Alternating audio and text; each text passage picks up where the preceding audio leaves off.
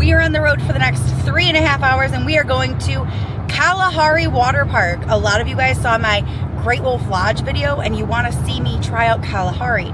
So we are taking this opportunity over this long weekend with the TikTok ban news just underway. We want to do something fun. So let's do this. And off we go. We haven't even made it halfway before Matthew is trying to fall asleep on the road, which is something I usually do. Well, we made our first potty stop because naturally everybody has to go potty and it's a 4-hour car ride. So we are going to get back on the road and we are heading to Kalahari. Next stop, hopefully, the water park. 57 more minutes left and we will be there. This feels like the longest road trip of my life, even though it's only 4 hours. We are in Kalahari. We made it here yesterday.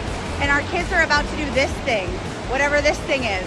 And my son hurt himself yesterday. It was not great. In November, we went to Great Wolf Lodge for my son's birthday, and a lot of you guys asked me to check out Kalahari. Knowing this last weekend would be hard no matter what, I decided that I was going to take this opportunity and go with a friend to Kalahari with the kids. But full disclosure, this wasn't my idea. It was hers.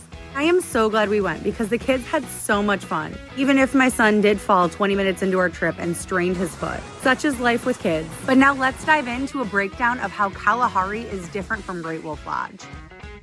So I know you're dying to know, is Kalahari actually worth the money? And should you spring for Kalahari over Great Wolf? First of all, let's discuss the price differences. Kalahari is about $150 more expensive than Great Wolf, and you only get a double queen room.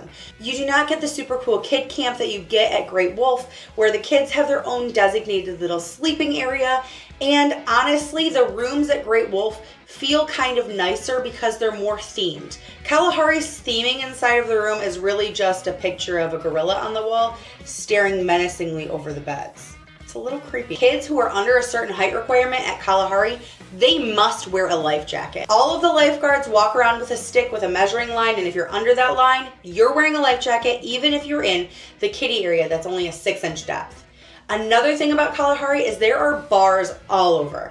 This place is built for adults, and cabanas with TVs and even like an Xbox chill station where you can rent out an air-conditioned room where you can play Xbox. It feels like Kalahari is more suited towards adults.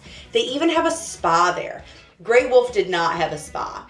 And I will say Kalahari has a lot more restaurants on site and it's easier to access the restaurants at Kalahari than at Great Wolf. We didn't actually dine in at Great Wolf anywhere other than the pizza place late one night, but at Kalahari we ate at the mac and cheese place and the burger place. And it wasn't bad, honestly. Especially for water park food, I was kind of expecting it to be more expensive and lower quality.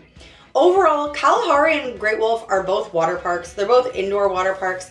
I think you get more bang for your buck at Great Wolf. And for us, it's not as far of a drive. So if we were going to do this again, we would definitely go back to Great Wolf Lodge. And you guys all asked for Kalahari, so I went. And if there's anywhere else you'd like to see me try out and give a comparison, let me know and maybe I'll go. Follow along for more bullshit.